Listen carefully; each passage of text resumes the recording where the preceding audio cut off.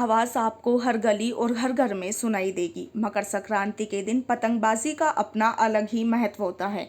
दरअसल इस गुजराती स्लैंग का इस्तेमाल तब किया जाता है जब कोई अपने प्रतिद्वंदी की पतंग को काट देता है।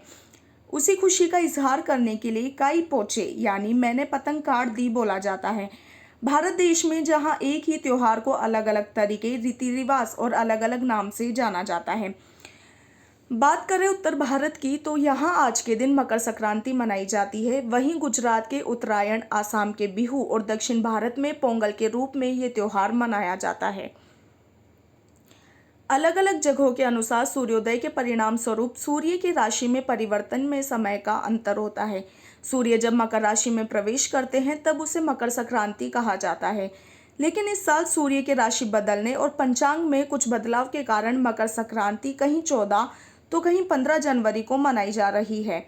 आपको बता दें कि बनारस, उज्जैन और देश के बाकी हिस्सों में पंचांग के अनुसार सूर्य 14 जनवरी की रात करीब 8:49 पर मकर राशि में प्रवेश करेगा, जिस कारण से पंचांग के अनुसार मकर संक्रांति मनाने को लेकर मतभेद देखने को मिल रहा है।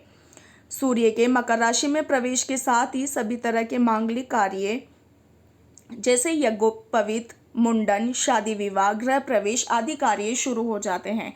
सूर्य की दक्षिणायन यात्रा के समय जो देवप्रयाग शक्तिहीन हो गए थे, उनमें एक बार फिर नई ऊर्जा और शक्ति का संचार होगा और वे अपने भक्तों और साधकों को यथोचित फल देने में सामर्थ्यवान हो जाएंगे। मकर संक्रांति पर स्नान दान का महत्व।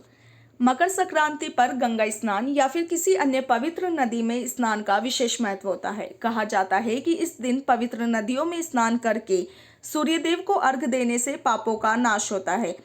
इस दिन स्नान करने से पितृ भी तृप्त होकर अपने परिवार को आशीर्वाद देते हैं। इतना ही नहीं, इस दिन किए जाने वाले दान को महादान की श्रेणी में रखा गया है। वैसे तो सभी संक्रांतियों के समय जप, तप और दान पुण्य का विशेष महत्व है, लेकिन मेष और मकर संक्रांति के समय इसका फल सर्वाधिक प्रभावशाली हो जाता है। इस दिन सभी देव भगवान विष्णु और माता लक्ष्मी का पूजन अर्चन करके अपने दिन की शुरुआत करते हैं। कहा जाता है कि इस दिन भगवान विष्णु के शरीर से उत्पन्न तिल से बनी वस्तुओं का दान किया जाता है। मकर संक्रांति पर तीर्थपतियों का प्रयागागमन, सूर्य के मकर राशि में प्रवेश और माघ माह के संयोग से बनने वाले इस पर्व पर सभी देवों के दिन का शुभारंभ होता है। इसी दिन से तीनों लोकों में प्रतिष्ठित तीर्थराज प्रयाग और गंगा, यमुना और सरस्वती के पावन संगम तट पर 60,000 तीर्थ नदियां, सभी देवी देवता, यक्ष, गंधर्व, नाग और किन्नर एकत्रित होकर स्नान, जप, तप और दान पुण्य करते हैं। इसलिए इस पर्व को तीर्थों और देवताओं का महाकुंभ पर्व भी कहा जाता है। मकर संक्रांति पर बनने वाले विशेष पकवान। मकर संक्रांति पर चावल से बनी चीज़ों का विशेष महत्व होता है। इस दिन देश के अलग अलग राज्यों में चावल के अलग अलग पकवान बनाए जाते हैं। इस दिन उत्तर भारत में जैसे पंजाब, हरियाणा, उत्तराखंड, इन राज्यों में आज के दिन खिचड़ी बनाई जाती है। वहीं बात करें दक्षिण भारत की तो वहाँ आज के दिन पोंगल बनाया जाता है। बात आसाम या बंगाल की करें तो वहाँ आज के दिन दही, चूड़ा और पीठा बनाया जाता है। साथ ही इस दिन देश भर में पतंगबाजी की जाती है। गुजरात के बाद अगर बात करें तो देश में सबसे ज़्यादा पतंगें जयपुर में उड़ाई जाती है। बाजारों में छोटी और बड़ी पतंगों की दुकानें सजकर तैयार है। पतंग व्यापारियों के अनुसार कोरोना के बढ़ते संक्रमण के बावजूद इस बार पतंग और मांझा की बिक्री में बढ़ोतरी हुई है। इस बार सिर्फ जयपुर में 20 से 25 करोड़ रुपए की पतंगे और मांझी की बिक्री की संभावना है। नमस्कार, आप देख रहे हैं टीपीवी न्यूज में आपके साथ ओम प्रकाश चौधरी। आइए रुक करते हैं आज राजधानी जयपुर की ओर। जी हां, बात करें राजधानी जयपुर में मकर संक्रांति का जो त्योहार है वह बड़े ही हर्षोल्लास के साथ मनाया जा रहा है।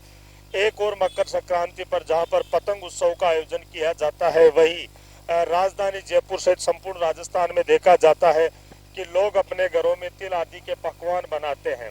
और साथ में बात करें पतंगों की, जिस प्रकार आप देख सकते हैं हम पतंगों की उस शॉप पर खड़े हैं जहां पर सैकड़ों वैरायटीज की पतंगे हैं। जी बात करते हैं, पतंग चाहे छोटा हो या बड़ा व्यक्ति, हर व्यक्ति के मन में यह लालसा रहती है कि मैं मकर संक्रांति के दिन अधिक से अधिक पतंग उड़ाऊं। और अक्सर देखा जाता है कि अल सवेरे लोग छतों पर पहुंच जाते हैं और शाम तक वहीं छतों पर बने हुए रहते हैं। वही बात करें पतंगों की तो आजकल के समय में देखा जाता है कि जो पुराने समय में जो पतंग चलते थे प्राचीन समय में उन पतंगों की वैरायटीज अलग है। वही दूसरी ओर बात करें तो आजकल बैलून इत्यादि की जो पतंग है वो भी काफी मात्रा में बिक रही है। वही हम बात करें पतंगों के साथ साथ में तो अक्सर देखा जा रहा है कई वर्षों से कि इस पतंगोत्सव के त्योहार पर ही एक प्रकार से आतिशबाजी भी होती है, जो कहीं ना कहीं कोरोना के काल के कारण पिछले 2 साल में ये हल्की सी रुकी हुई है। लेकिन फिर भी अक्सर देखा जाता है कि शहरों के अंदर शाम के समय कहीं ना कहीं आतिशबाजी भी आपको देखने को मिलेगी। हम राजधानी जयपुर के उस इलाके में खड़े हैं जहां पर सबसे ज्यादा पतंगे उड़ाई जाती है। जी हाँ, बात कर रहे हैं हम पतंगों की, पतंगबाजी की, जहां पर बेशुमार पतंग उड़ाने वाले जो योद्धा होते हैं वो अपना पेच लड़ाते हैं और वो काटा की ध्वनि सारे दिन छतों से सुनाई देती है। आइए जानते हैं बाजार का हाल। कुछ दुकानदार अपने साथ जुड़े हैं, आइन जानते हैं मकर संक्रांति के बारे में कि मकर संक्रांति का त्योहार इस कोरोना काल में किस प्रकार मनाया जा रहा है और वह पतंगबाजी पर कोरोना का कितना क्या असर पड़ रहा है। बात करें पतंगबाजी को लेकर तो कोरोना के इस रूप में पतंगबाजी का कितना क्या असर पड़ रहा है। ज्यादा नहीं, थोड़ा बहुत फर्क पड़ रहा है, मतलब 30% मान लो, और बाकी सब ठीक है। थोड़ा थोड़ा असर दिखने लगा है। बात करें पिछले 2 साल से कोरोना का कालखंड चल रहा है तो क्या पिछले 2 सालों से यही स्थिति है? हाँ, 2 साल से टोटल ये स्थिति है। पहले से बहुत ज्यादा फर्क पड़ा है। दुकानदारों का कहना है कि पिछले 2 साल से जो कोरोना कालखंड चल रहा है और इसी कोरोना कालखंड में पतंगबाजी पर भी कहीं ना कहीं असर पड़ा है। बाजार में देखने को मिल रहा है कि पहले कोरोना काल से पहले जो पतंगबाजी का उत्सव हुआ करता था वो पतंगबाजी का उत्सव आज देखने को नहीं है।